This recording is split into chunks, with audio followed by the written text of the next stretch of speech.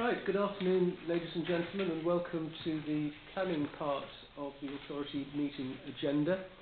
The first application that we are due to consider this afternoon is 629-23006, the proposed demolition of an existing bungalow and sheds at Hellstone Bungalow, Allaford. This was the subject of a site visit last Friday morning, which was extremely beneficial, and I think all of those who attended did find that it was remarkably helpful. As a result of that site visit, however, and in the light of information which has either come to light subsequently or has been re-examined, there is a proposal that we should change the recommendation that is printed in your sheets today to something which is now going to be discussed by the planning officer, Mr. Kinsella. Thank you, Chair. Good afternoon, everyone. As the Chair rightly pointed out, we had a very helpful meeting on Friday to look at the various aspects of the scheme that is before us today. As a consequence of that meeting, and for those who did attend, there was a number of queries and concerns raised regarding the report and whether the officer report had adequately addressed some of the salient points that needed to be considered. There was also concerns raised that there wasn't full information submitted with the application to fully understand and consider the planning merits of the scheme. Since that meeting, officers have been working to try and resolve those matters to be able to deliver an updated report for you today through a verbal update.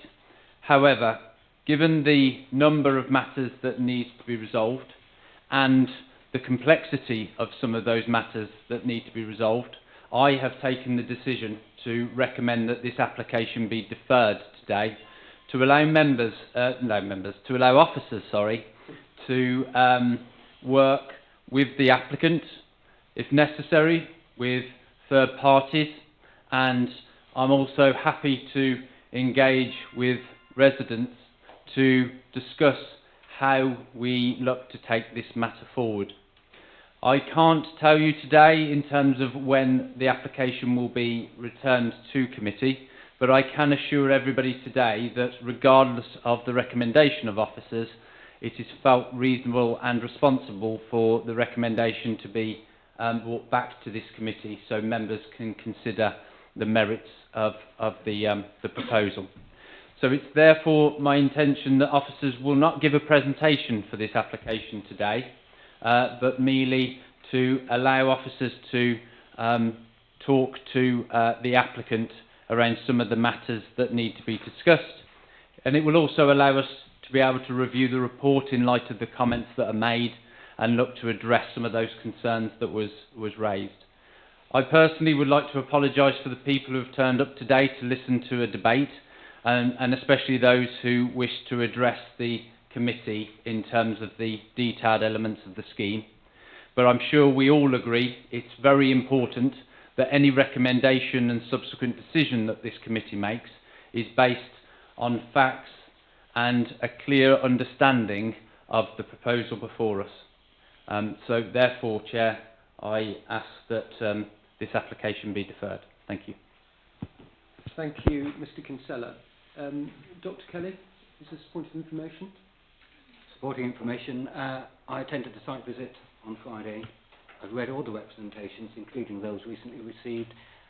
There are very sound reasons for deferring this application, so I fully support the officer's view. Thank you. Before, however, we do come on to debate the formal proposal, should it be moved by members that we do defer this application, because we do as members have to formally vote on deferral, we are conscious that a number of members of the public did register to speak on this item. the nature of the item has now changed from one where we are hearing the detail of the application to one where we are going to vote on deferral. So therefore, I have to ask members of the public who have registered to speak, and I will do so in order, if they now wish to speak about the deferral, but only about the deferral, because we can't stray into the detail of the application, because that isn't going to be discussed this afternoon, unless of course the members vote not to defer it. But I will therefore at the moment go down through the list of people who have asked to speak, and please ask you to address the question of deferment. You might say that actually under the circumstances you don't want to exercise your right to speak, and that is absolutely fine. We will begin then, if we may, with Mrs. S. Shorten, who is the first on the list. And if you would come to the desk, Mrs. Shorten, you will have slightly longer than we would normally give, because you are speaking on behalf of a number of others. But again, without labouring the point too much, we are listening to comments on the deferral, not on the application per se. Could you just check that the microphone's on? And then you'll have 5 minutes from when you start to speak. Thank you. I won't take 5 minutes. I represent a group of local households that now numbers almost 70, many of whom were at the site meeting with some of you on Friday. I was one of the co-authors of the document that was submitted to all members and the officers and the chief executive of the park, critiquing the officers' report and reporting back on some of our heartfelt concerns about this application and the process that has been undergone.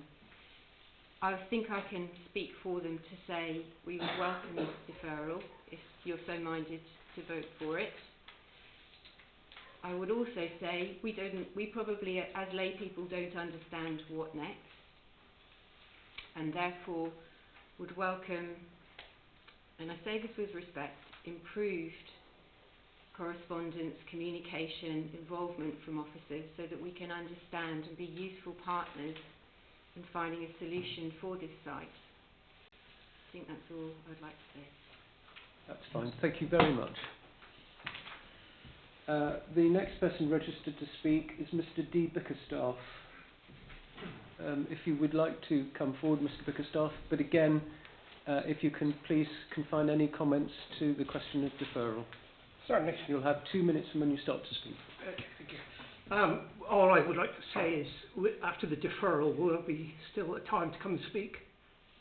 Or when the application comes before the committee eventually, yes, then you will have the opportunity to come and speak at the meeting. And I think you've heard the assurance this afternoon from the planning officer that he wishes to engage with as many people as possible to make sure that the planning recommendation is the right one.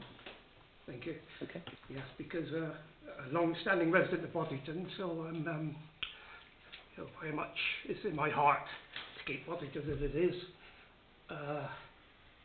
So the other thing that I didn't understand was that you hadn't notified the National Trust about the site meeting and the meeting today until a couple of days ago, when you apologised for not letting them know.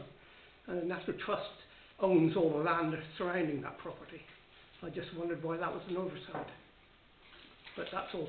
Thank you very much, Mr. Bickerstaff. I might ask Mr. Kinsella if he'd just revert to the question of the National Trust in a minute when everybody's spoken. Thank you. Thank you very much. The next speaker is Mr. P. French. Is Mr. French here? I am, but this lady has taken my speaking time, so... Okay. So you're happy not speaking? I'm quite happy with it. Thank you very much. Miss French. And the same. Lovely, thank you. Dr. Kellum. Yeah, I'm very happy with where we are at the moment, and I'm part of the representation with my wife and with Sarah. So Mrs. Kellum is happy not to speak either, or you would like to speak? Right, Mrs. Kellum is going to speak. Thank you. So again, Mrs. Kellum, 2 minutes from when you start. Again, I welcome the deferral, but I just wanted to ask whether all the other statutory consultees had been notified of the site meeting and today's meeting. That's all. Thank you. Again, I'll ask Mr. Kinsella to address that at the conclusion. Mrs. Laramie. I'm Sarah. I'm happy for Sarah to have spoken. Thank you. Mr. Garfield. And Mr. Garfield is both a resident and the local representative for the South West Coast Path. Yes, thank you. So again, 2 minutes from when you start to speak. Very well. So I am the local representative of the South West Coast Path, as well as a local resident. South West Coast Path Association is a charity of 11,000 members, and we look after and help to maintain the coast path, which is a really important feature, and this course is immediately outside this this application. It attracts 9 million visitors every year, and generates £500 million worth of spend throughout the southwest. So it's a very important feature. Now, Mr. Garfield, I'm me, sorry to interrupt, but we mustn't talk about the application. I'm not going to talk about as long as it's about the deferral, please continue. What concerns me is that we were in the report. It was stated that the South West Coast Path Association had no comment to make. We were not invited to speak at this meeting, despite the fact that we have objected not once but 3 times. Now, when the application comes up for consideration, it will have the decision will have a very severe effect on the coast path one way or the other, so I would like assurance that we will be properly consulted. Thank you, Mr. Garfield. That's absolutely fine. Thank you, and thank you very much for sticking to the point. Again, I'll ask Mr. Kinsella to comment on that when he speaks in a moment. Thank you very much. Mr. Robinson from the CPRE.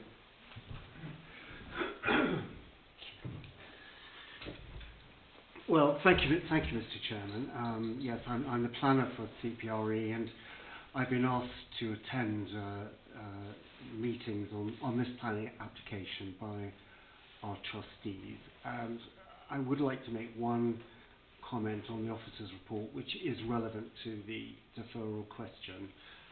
It's very clear from the detailed measurements and computer modelled images that were circulated yesterday in the document signed by 88 residents that the officer's report is inadequate in not giving a true and accurate description of the scale, massing and footprint of the proposed building.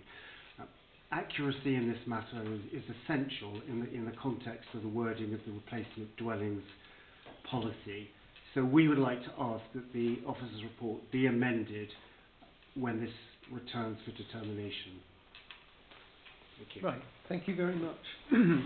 And that, ladies and gentlemen, is the complete list of public speakers that I have on this item. The applicant and his family members who would otherwise have spoken are not here in view of the proposal to defer. So it is not lack of interest, it's that they took the decision not to be here, bearing in mind it was proposed that it should be deferred. I am now going to ask Mr. Kinsella just to address some of the points that have been raised by the public speakers, and then I will move to the member debate and vote.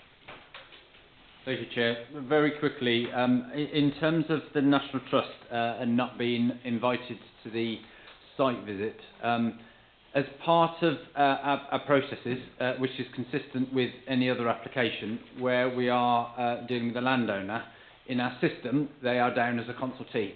Consultees aren't readily invited to those visits. It's normally a matter for the parish and residents to observe, and it is a fact-finding mission for members, so it's not a matter for debate or to share a view, and that's why we take that decision to do that. I did speak to the National Trust yesterday around it and set out what the purposes of the site visit was for, and the response I received was that they were satisfied that they probably wouldn't have attended, and I don't think they necessarily felt that they were disadvantaged by not attending that meeting. Of course, going forward, we will look to engage with them at appropriate times if we need to do so, as we will everybody, to try and ensure that you are included in the process. In terms of the other statutory consultees, very much the same as the National Trust. They are not readily invited to attend the site visits. From time to time, officers may consider there is some merit to be able to identify certain features of a site. In this instance, we didn't feel any statutory consultees needed to be invited. I think in terms of the matter around the South West Coast Path matter, then clearly as part of our wish to defer this application, it allows us to right that wrong, for us to be able to engage with the organisation and ensure that they are involved and their comments are clearly represented, and very importantly that they are considered and assessed as part of the application. So clear reasoning is given for whatever recommendation may come out of it. Thank you, Chair. Right. Thank you very much. So we now move, ladies and gentlemen, to the member debate. Dr. Kelly. As I mentioned, Chair, a few minutes ago, there are very sound reasons to defer this application. I'm therefore recommending that we do so. Thank you. So proposed by Dr. Kelly, seconded by? Chairman, I'm happy to second that. Okay, by Ms Davis. Is there any member discussion at this stage on the deferral? If not, may I see all those in favour of deferral, please? Thank you. That is NEMCON. So that item stands deferred. I'm now going to pause for a couple of minutes to allow members of the public to leave should they wish to. But of course you're very welcome to stay and hear us talking about Paracom. But if you wish to leave, please feel free to do so now. Right then, ladies and gentlemen, I think if we may, we'll press on. I think all those that are here, so to speak. So the next application is 6250-23002, and this is land west of Paracombe Lane, and this is proposed construction of 6 dwellings with associated landscaping and highways work, including new access road to Paracombe Lane. Mr. Kinsella. Thank you, Chair. So, as was just described, this application seeks the erection of 6 dwellings that would form local needs affordable properties on the edge of Paracombe. You can see from the location plan before you, the application site is located to the northern end of the village and is located close to the village shop, which is on the other side of the highway, and Headon Hill, which is a listed building.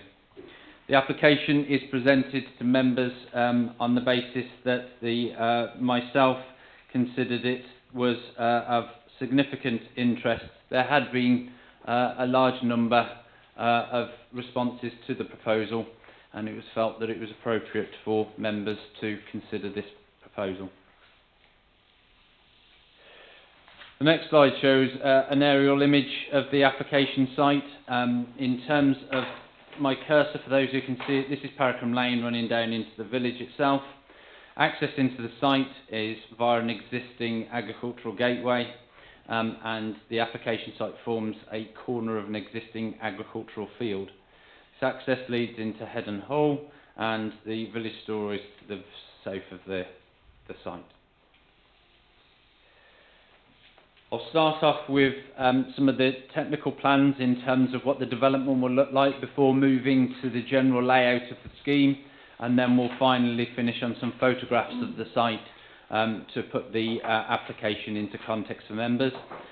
So the proposal would see, in essence, 2 blocks of development providing the 6 dwellings, one being a terraced of 2-bedroom properties and the second being semi-detached pair of properties with which are 3-bedroom.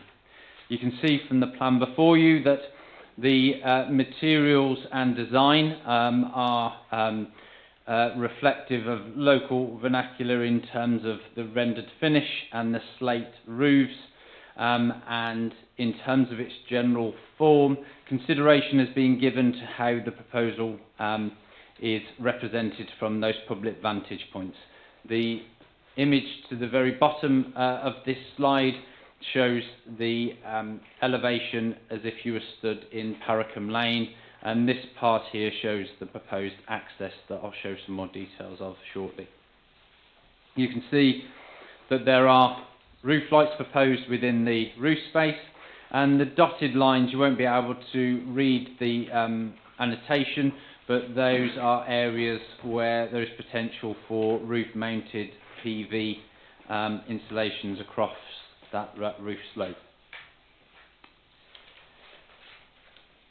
This again just shows the pair of semi-detached properties in a bit more detail, removing some of the existing topography, and again just showing that rendered finish with the slate roof and its relationship with the terrace property beyond.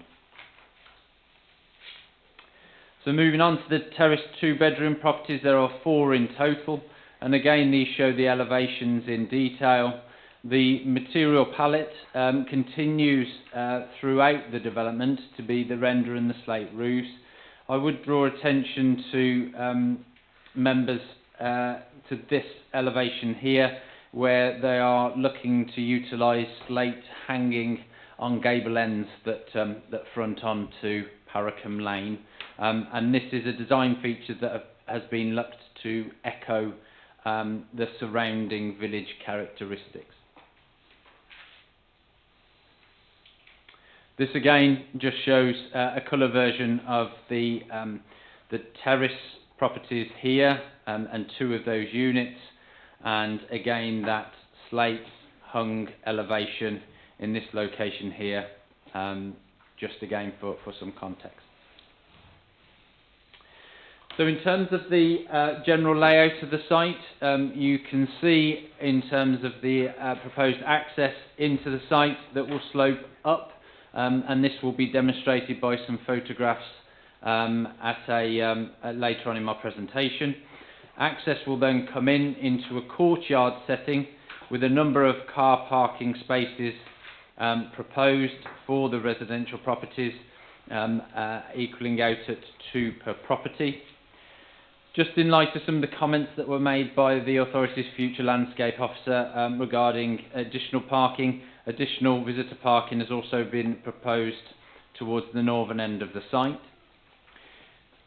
In terms of private garden areas, they are located here and here for the semi-detached properties, and along the southern boundary here. There is also a communal area which is also linked to the drainage proposal for the site, which again I've got a plan to show in a bit more detail shortly. But this does show that in terms of the general layout, it is formed to take a courtyard type of characteristic, and it's also worth noting that the access road throughout the site continues to a gated entrance which maintains use of the agricultural field beyond.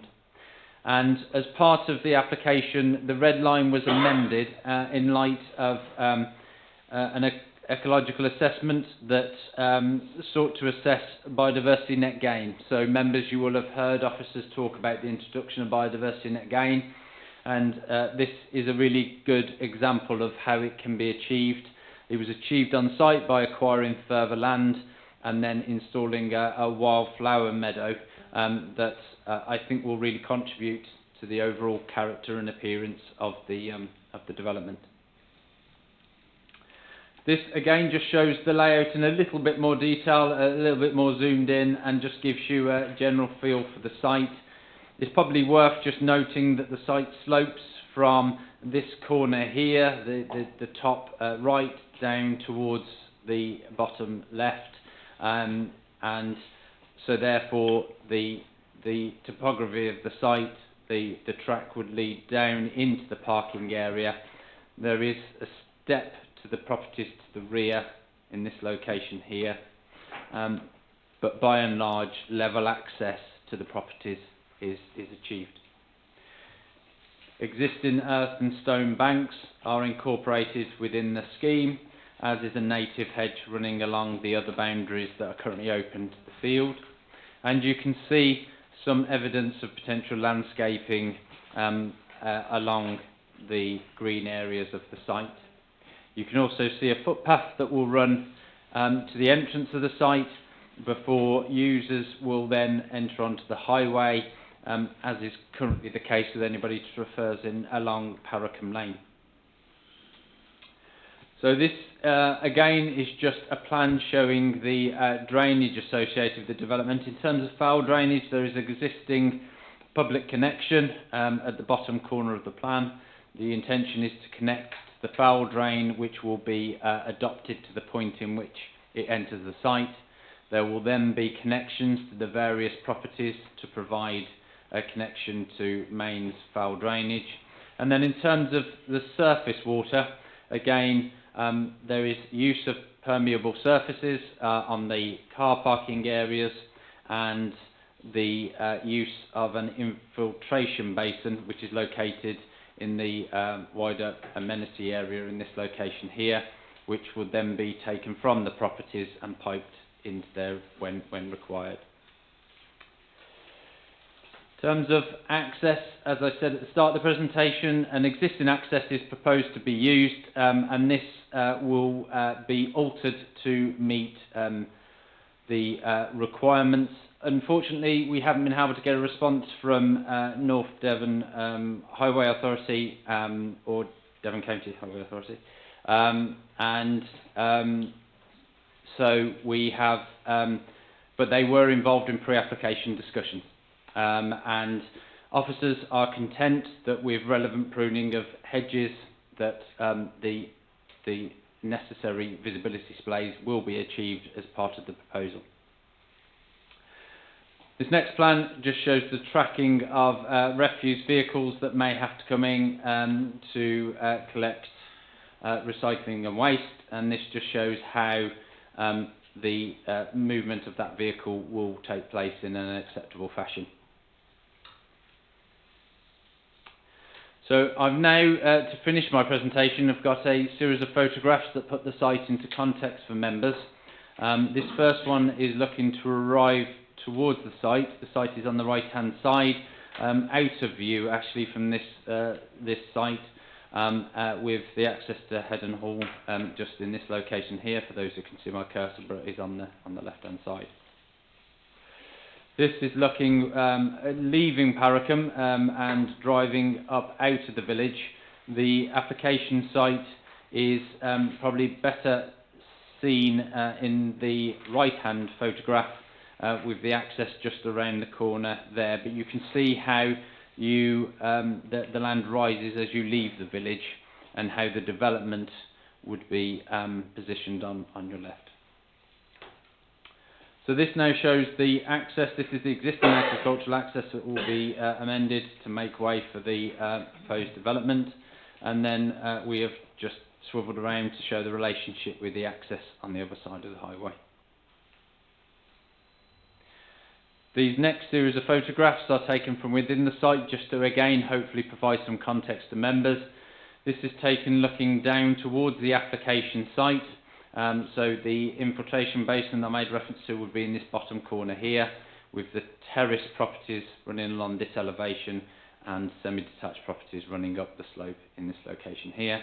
And the photograph on the right is merely a photograph panned slightly to the right hand side. Likewise, this is looking across the top of the site, what would be the top of the application site, and down. This area here is where the access to the site would be. Again, just using the reference point of the existing building that is adjoining the site, and you can see again how the properties would be located in this area here and running alongside this elevation here. There would be native hedge banks running alongside this elevation here, which would provide some screening from this private vantage point. And again, this is taken from the top corner, just looking out generally into the obviously the surrounding agricultural land that will continue to be for an agricultural use. This photograph on the left-hand side now shows the bottom of the site, so the infiltration basin would be in this bottom corner here. So we would in effect be looking at the gable end of the row of terrace properties. You can just make out here the existing access point that will form part of the access to the development in this location here. And this is again taken from the top of the site looking towards the corner, and the reference point in the building is in the distance. This, on the right hand side, the photograph is taken standing the approximate location of the infiltration basin looking back up to the side. Paracombe Lane is running off to the right, and the access into the site is in this location here. And then on the left hand side we swivel to the left, again looking out into the agricultural land, but just giving context. And actually this photograph does show quite well the slope of the site, so it puts that into context. And then final two photographs is basically taken from the existing access point. Now I would stress this isn't taken from any specific point and is merely there to show how visibility would be achieved by cutting back vegetation that may already have been overgrown, and there would be considered to be suitable visibility in either direction. So in terms of the application members, this I believe to be a very positive scheme and has resulted from quite considerable public consultation and hard work from local communities. It seeks to deliver 6 local needs affordable properties, for which the report sets out there is a clear need for those properties within that area. The application would be subject to a Section 106, and that is why I draw members' attention to page, to page 55 of the report, where it didn't actually come out in the report, but basically the recommendation is that you delegate authority to officers to approve the application subject to the conditions set out within the report and the satisfactory signing of a Section 106 to ensure that the local needs affordable housing and the occupants of that meet the local plan policies. On a very minor point, but just for clarity, on page 58 there is a strain number 11 which has turned up at the bottom of condition 10, I see, where it says the development shall be implemented in full accordance with the requirements of the approved landscape and maintenance management plan. That forms part of condition 10, but that is merely for clarity. And I'll take any questions, Chair. Right, thank you. I do have 2 public speakers. First is Mr. Harrison. It's Mr. Constable first, if that's okay. Well, I'm very happy, gentlemen, if you wish to swap the order in which I've been given them. So I'm very happy to have Mr. Constable first, the Chair of the Paracombe Community Trust, if you would like. Mr. Constable, you'll have 2 minutes from when you start to speak.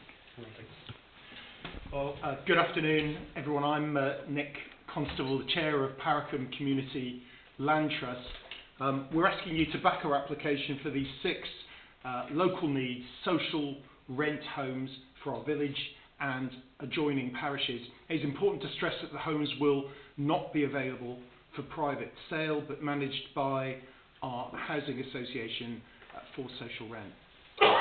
I'd just like to, well, my colleague and fellow director Harry here will address you in a moment on a concern we have over a planning condition, but I'd just like to briefly set out why we need these homes in Paracombe and local parishes. The Parish Council's Housing Needs Survey of 2017 clearly illustrates that they are needed, and 6 years on, housing officers tell us that that need is even more acute. Does our community support our plans? Well, after 3 public consultations, all 43 Local people who completed and returned questionnaires a year ago supported the principle, design and the location of these properties. And of, I think, 27 locations surveyed, this was the only one suitable and available.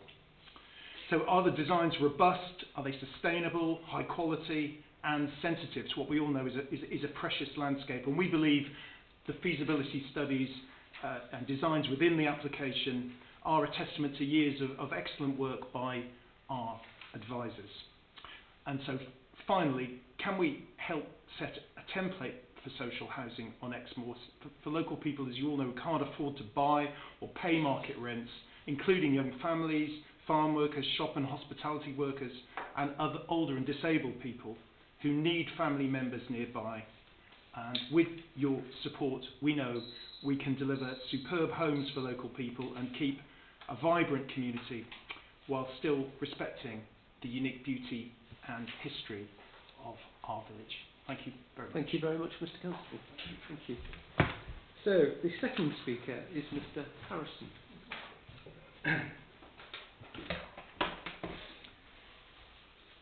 So, alongside Nick, I'm a Director of Paracoombe Community Trust Limited, as well as being a councillor on the Parish Council.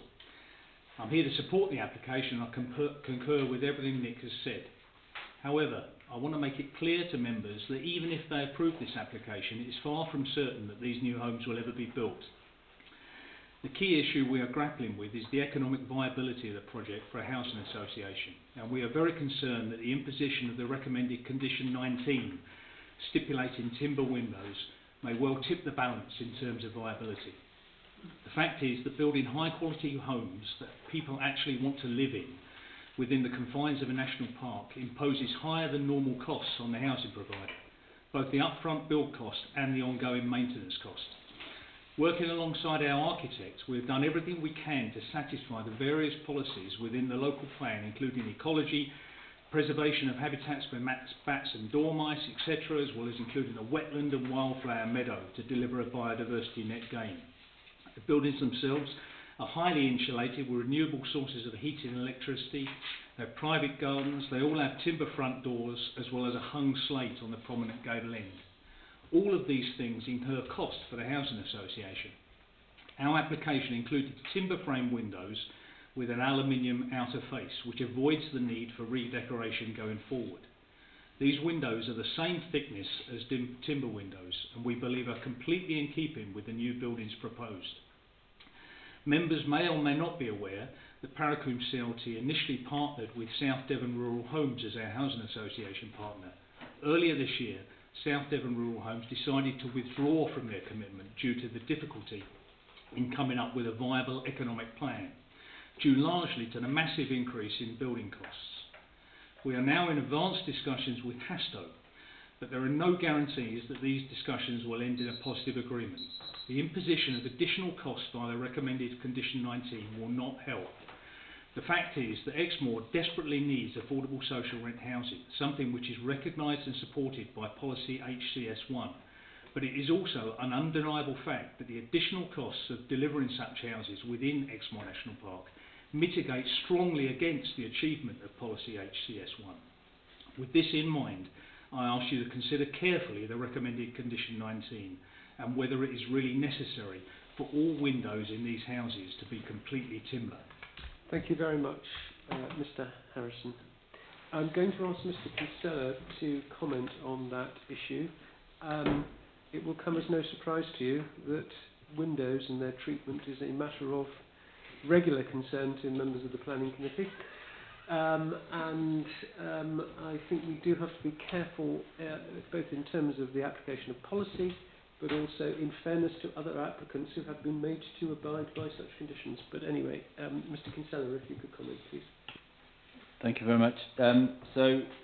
Absolutely, Chair. In terms of consistency in decision making, it's really important that we are consistent in how we apply the relevant policies. And you will have heard me on many occasions talk about policy CES6 and the preamble that goes with it in terms of looking to ensure that the materials associated with development are traditional and follow the character and appearance of a local sort of area. Parakum itself is an historic village with a number of historic properties within it, and I think this development by and large has done an extraordinary job of reflecting that to the details of the slate hanging on certain gable elevations, to the use of render and being careful in terms of the general layout of the site. I think timber windows are important in this instance, and when we were consulting on the application, the authority's historic buildings officer also raised concerns around the use of aluminium composite timber windows. And I'm just going to read their comments because I think they probably cover the point well. So on page 38, the third paragraph down, it says, I therefore support the application in principle, but do have some concerns. One area where I do see a potential conflict against the local plan is around the proposed aluminium composite timber windows and doors. Policy CES6 requires high quality sustainable design that conserves and enhances local identity, and that's important to consider when you are debating this proposal before us. And the distinctiveness of Exmoor's built and historic environment. It also refers to the applicants demonstrating the design principles, including that design and materials complement the local context. And it goes on. I think there are two elements to it. I think one is just the feeling that the use of that traditional material will benefit and create a better designed scheme. And there is also the fact that within the application we didn't feel that there was sufficient justification for us to be able to move from the policy stance in this instance to suggest that that an alternative material should be adopted. So, for example, there wasn't a viability assessment, nor did we invite one, if I'm being really open with you, in terms of how this may affect the viability of the proposal. And there wasn't any sort of need to consider, in your officer's view, whether an alternative material should be used. I think I'll leave it at that for now, Chair, but I might come back. Okay, thank you very much. So, ladies and gentlemen, we'll move to the main debate, and the first speaker that caught my eye was Miss Davis. Thank you, Chairman. I just want to tell you that I can confirm, at bottom of page 51, about the bus stop, that there is a new bus stop. It might not have a flag there yet, they take forever, but yes, that was confirmed. I did email back to the residents to say that will happen. Frankly, anywhere on that route, just put your hand out and the bus will stop as long as it's safe. But yes, we are intending, as soon as we can get a flag to put up there, to put a bus stop. So that will be by the entrance to the community shop. I mean, there's a very clear and proven need for these houses in the community, in Parakum and indeed for the surrounding parishes. I live in one of them. It's been a long-standing community ambition to come up with some affordable housing, and this has been going on for over a decade, to my knowledge. It's very active residents, two of which you've met this morning, and they've been really hard-working and committed and working in partnership with many partners to get this far. And I think the quality of this application and the fact that everybody's engaged so well together is proven here today by what we've had. I will be very pleased to move the recommendation as stands. I'm certainly not going to go into any debates about windows, and members that have been here for some time know I never do. The policy is clear. And I just hope somebody else can second that straight after me. Right. Mr. Yabsley, are you happy to second that? Do you wish to speak now or withhold your... No. Thank you. Mrs. Smith. Thank you. The applicant mentioned a need for disabled properties, and I wondered if any of these were wheelchair compliant. I couldn't see that in the application. And also, I couldn't see whether there's a local connection being put on these properties. I couldn't see it in the paperwork, but I might have missed it when I was reading it. But I would like to say it's good to see this coming forward. I think the work that CLTs are doing to try and encourage more properties within smaller villages I understand absolutely the hard work, and I have visited the site a couple of years ago, so I do know where it is and the actual area, and it's in a reasonably good position. I would say the highways, it was quite a traipse up the lane, and I understand that, you know, the sloping of the site, the work that's being done in it. I think if the village really want it, I hope it does manage to go ahead. But if you could just answer those couple of questions, thank you. Thank you, Chair. So in terms of accessibility, then at the bottom of page 46, you'll see that there's reference to policy HCD4, accessibility and adaptability housing for Exmoor's communities, which covers that point, and it makes reference to the fact that the applicant has confirmed that it would meet M42 standards under building regs. So it's felt that these proposals would be accessible. The local connection, that falls into the reference to section 106, so we wouldn't cover it as part of a planning condition. It would be a legal agreement that went with the land. Dr. Kelly. Just on that latter point, a local needs house, occupation and affordable house aren't necessarily the same. And it's been described, I think picking up on Fran's point, it's been described as local needs affordable. Is it good to be tied? Is the occupation to be tied to someone with a local connection? Yes, so it would be connected to the requirements as set out to HCS3. Right, thank you. And one other question, if I may. Several of the representations refer to highway safety, and I am concerned that the Highway Authority, this application goes back to February, have not formally responded. And I recall that we had a similar concern expressed in respect to the conversion of a residential home in Linton, which is a major development in Exmoor terms, and again the Highway Authority did not respond. I'm not sure whether we should make a comment back to the Highway Authority regarding that case, because it is disappointing that we've not had a formal response. Otherwise, happy to second the recommendation. Do we just register our collective disappointment? I think if you'd like to register your disappointment, and then we will go away and make contact with the Highway Authority. Mrs. Chilcott. Thanks very much, Chair. So, a really exciting project actually, and I have no doubt it's been a number of years getting here, so it's great that they found a site and great that the project's coming forward. A couple of questions, if I may. We picked up an issue about relevant pruning of hedges, and the visibility will be okay, but presumably they might not cut the hedges in the future, so if that's not kept on top of, then the visibility wouldn't be okay. So what could be done in reality about that? My second question actually is about parking. There's 2 per home, 2 spaces. My concern is looking at the road outside, there is nowhere to park there, so I just wondered whether there's any spare spaces for visitors. Because most people living in those homes will need transport to get anywhere. So that was the question that I had. And the third one, I'm sorry, I am going there with windows and I'm new to the authority, so I apologise in advance, but a lot of effort's been made with what we see before us today to make them fit in with the surrounding areas. We've looked at the sort of different features.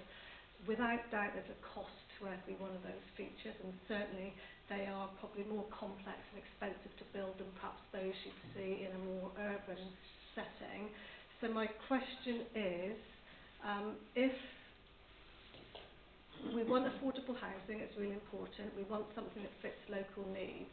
If it gets to a point where that isn't affordable for any provider, is there any scope or latitude around that? What I'm saying is we want them, we know there's a need, but is it possible to build within the parameters that we've set and make them still affordable? If that proves to be not the case, is there ever a way forward? Thank you.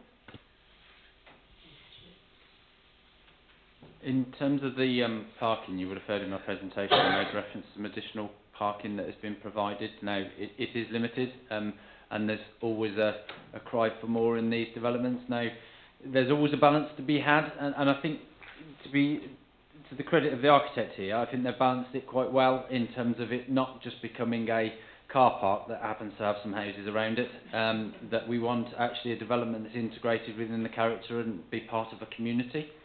And so, yes, there may be those pressures. I mean, we've heard from Andrea about there being a new bus stop, for example, so there is public transport that goes outside of the site, and that's something that is positive, especially in a rural location such as Paracombe. So that's a positive, I think. In terms of the visibility, there is conditions. It's condition 10 that makes reference to sort of maintenance management plan, and that will deal with matters around visibility. If members wanted to be particularly bespoke around the visibility associated with the access, then we could include a condition that is specific to that. But I will take the advice of members on that. We felt maybe with the wider landscape management and maintenance plan, it sort of covered that for us. So, but happy to take some advice on that. And then just in terms of the windows, we've had many a debate about the windows. The policy is clear that there is a wish to see traditional sustainable materials, and in terms of their cost, then in terms of the weight we can give that in a decision-making process, it's limited. So you should be looking at whether it accords with the plan, and what we're saying, to make it accord with the plan, there is a need for these timber windows. I would also say that I think if Tom had the opportunity to talk, he would be talking to you about the merits of a timber window and the cost across the lifetime of the timber window when compared to a aluminium one such as this, that's a timber frame of aluminium, or a plastic window, that actually, in terms of the sustainability credentials, in terms of the traditional materials and craftsmanship that go into a good quality window, and the overall cost, that they are comparable, and many would argue that the timber window is more sustainable. So that there are those matters that need to be taken into account, and they're sort of discussed somewhat on page 53 and 54 of the report, where we do talk about, within the climate change part, around the benefits to a certain extent. It is important, but I hope we don't get too bogged down in a discussion about windows and nothing else. Mr. Cravis. Thank you, Chair. Sorry, I'm not going to get bogged down in it. But I mean, with regard, I mean, I'm trying not to well up with this application. I mean, when I know the the trouble that we get to this stage with local needs affordable housing at social rent, and my question is, there's only 6 of them. But with regard to the timber windows, I'm a bit torn really, because obviously we know all the applications in the past, we know those and the decisions that are being made, but of course it's a definition of sustainability, and then obviously we'll have arguments from both ends, and we get into the statistics and damn statistics and all that. I think for me though, there's so much work gone into this. I wouldn't want to see it fail because we insisted on a certain type of windows, but then again the policy is the policy. And then I come at it from another point of view, where the one thing that always annoys me with those major developers who unfortunately have to put in a few social housing because otherwise they're not going to get the planning permission, and they reluctantly do so and try and viability assess the numbers down and down, is that when they build those houses, you can spot which ones they are, because they're not built to the same specifications as private ones that get sold privately. So in this case, I was very close to agreeing with you for a minute, Mandy, but in this case, I think it is essential that we keep to policy. There's not, I mean, the sufficient justification was the word that Dean used, and my sufficient justification on one end, at one side, is it's 6 local need affordable housing. At the other end, they deserve to be the same quality as everything else. And I hope that the housing association can find that extra little bit of money and tie it into a 50-year loan plan, or however they do their financing. My concern would be housing associations sometimes can be a little bit slow in their maintenance routines, as we find out. So hopefully they can maintain those windows to the standard they need to be maintained. But I'd like to just, and I don't usually, I'd like to publicly congratulate you for getting the scheme to where you've got it. Well done. Thank you. Thank you, Mr. Gravis. Mr. Dean. Thank you, Chairman. Yes, I'd like to add my congratulations to people of Parakum on this initiative. It's really great. Two things. One is, were the hanging tiles a design requirement? And if so, could that be done away with, and would that make it a cheaper option?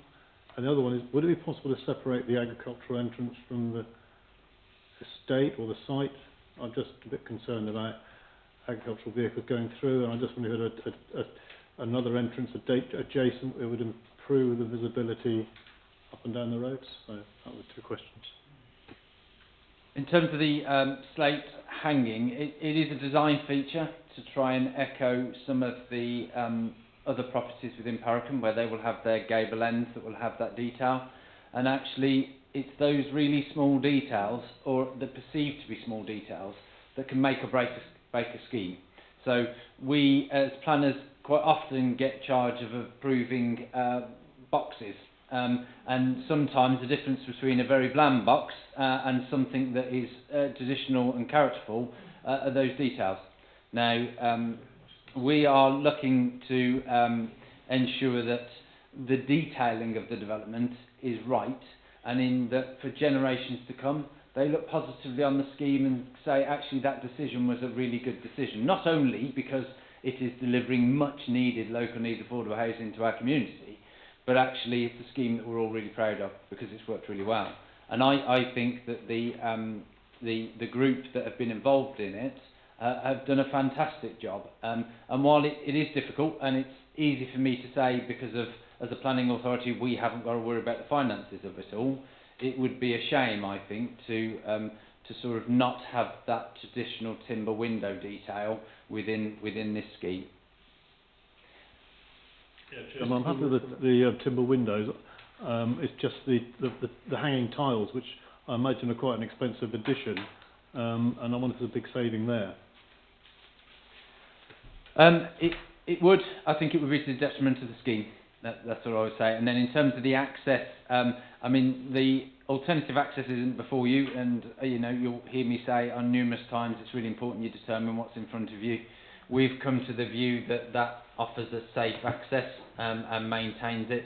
I think we would have some concerns with additional accesses along Parakum Lane, just in terms of breaking up that, I think, quite strong character as you drive down towards Parakum. You've got the strong hedge lines either side, and you almost open up into the village almost dramatically as you cascade down. I think sort of breaking into those banks, I think, starts to erode that character, and I think what we've got here is a good solution. And if I might say so, slate hanging may or may not be more expensive in the first place, but in terms of long-term maintenance, it will require much less attention, providing it's done properly in the first place, than render and having to re-render and maintain that and paint on a regular basis. So there may well be long-term cost benefits.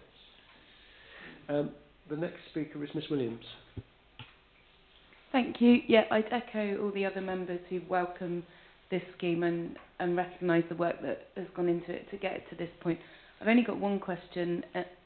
Not hearing from highways makes me nervous about the pedestrian access to the village.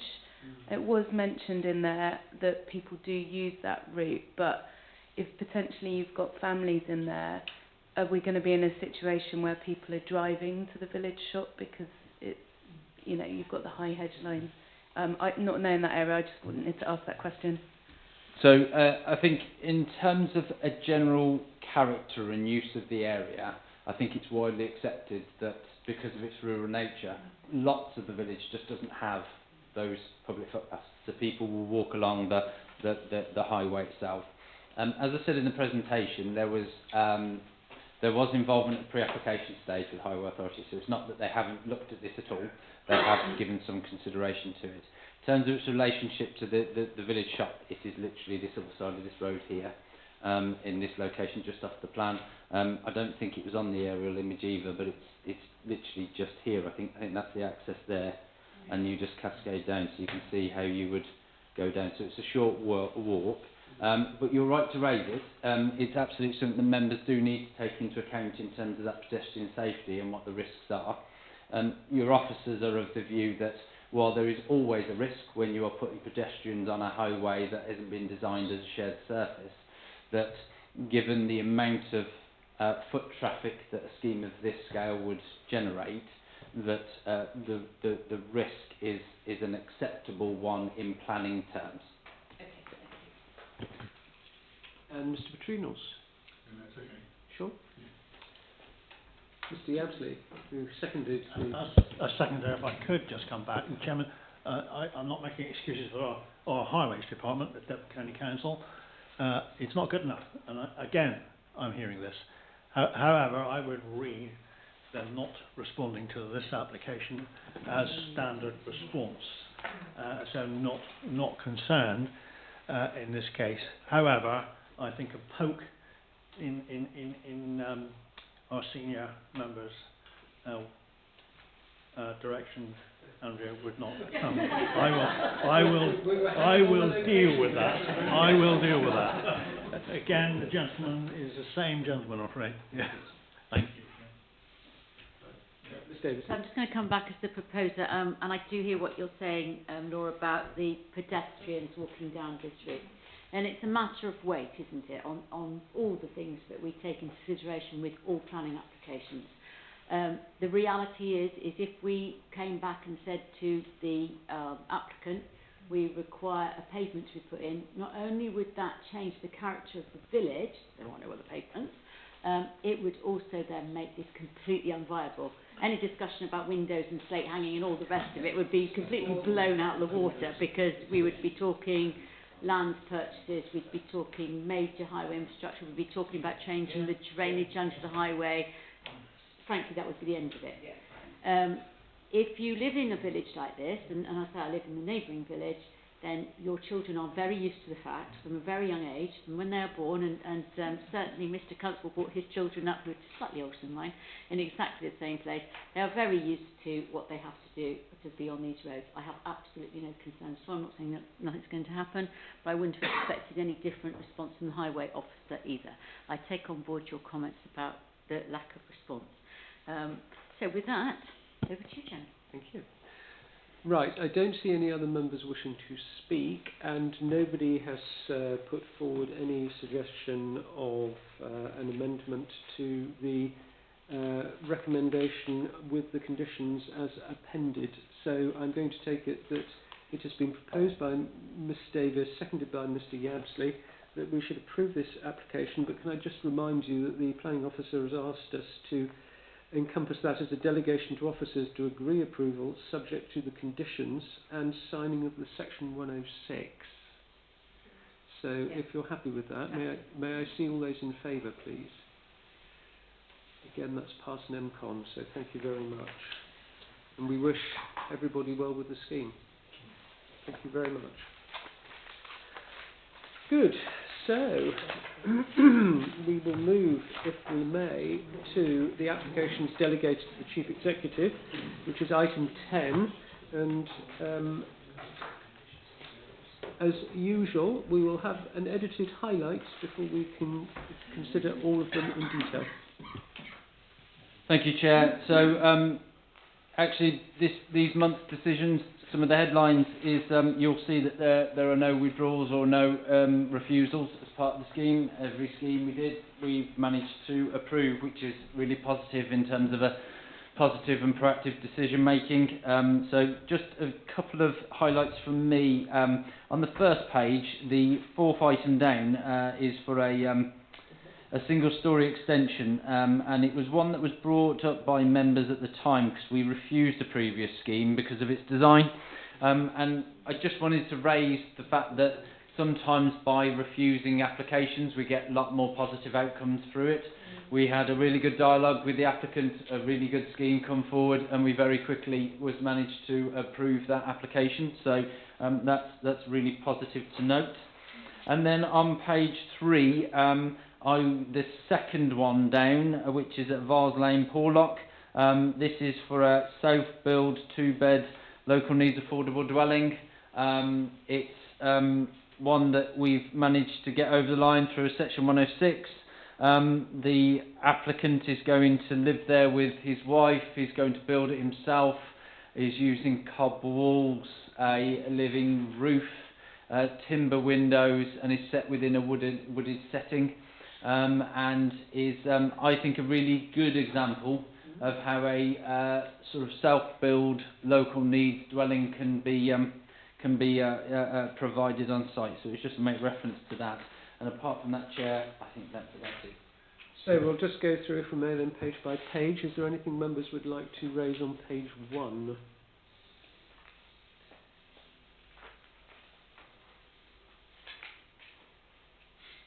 No?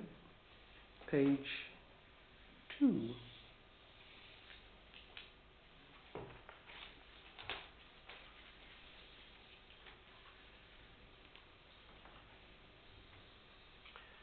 Page 3.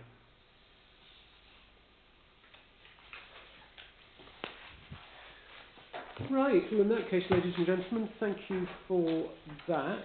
Now, can I just remind members that we do have site visits in our diaries as provisional dates, and we have used them once or twice recently. So please can you just make sure that at the very least you've penciled it in as a strong possibility that we might need a site visit. If we don't, we don't. But the next one, should we require it, will be Friday the 3rd. I will make a general point now that it was an exceptionally useful site visit that we had last Friday to the site at Bossington Lane. However, you will know that we struggled to make it quorate. And it is very important that if we don't choose to go out on site lightly, and it is very important that if at all possible, I know many of you had many reasons why you couldn't go. Of course, we perfectly understand that, but should there be the slightest thought on your part that, well, maybe I can go, maybe I can't, they are very valuable visits, and they are important to inform the decisions that we make. And as we saw with the case this afternoon, it can actually make a very significant difference to how we deal with an application. So I just want to throw in my 2 pennies worth of emphasising the importance of site visits. Fran, I know you couldn't be there. I had the dentist instead. Because this item has been deferred, is there likely to be, and there was very few members at that site visit, is it likely to have another site visit, or is that not the norm? I would suggest it's unlikely. We've given the opportunity to visit the site, but that doesn't mean that individual members can't go and visit the site themselves. Obviously, you would have to refrain from going onto the site, but because of the site is right next to the footpath, I think you could gauge an understanding around that. So I'd encourage at the appropriate time for every member, if they can, to have a look at the site if they're able to. But as usual, there will be an assortment of photographs that we'll provide as a presentation to give some context for those who can't. The only thing I might say, which isn't to contradict at all what Mr. Kinsella has just said, but there were a number of issues raised then, and I suspect maybe subsequently, that require us to look at things either in a different way or from different positions than perhaps we did last week. And we might need to keep the option of a site visit open. So I won't say that we won't go. I think Mr. Kinsella's right, it's unlikely that we will need to, but it is just possible. But on the other hand, it is a public footpath, or right beside a public footpath, and there is nothing to stop any member going and parking in the National Trust car park at Bossington and walking down the lane themselves if they choose to. Okay. Well, thank you. That has been a pleasure, and I will now hand back to the Chairman of the Authority to deal with the rest of the meeting as she feels fit. Well, I haven't got anything else to add, except to wish you a very safe journey home, and thank you for your forbearance.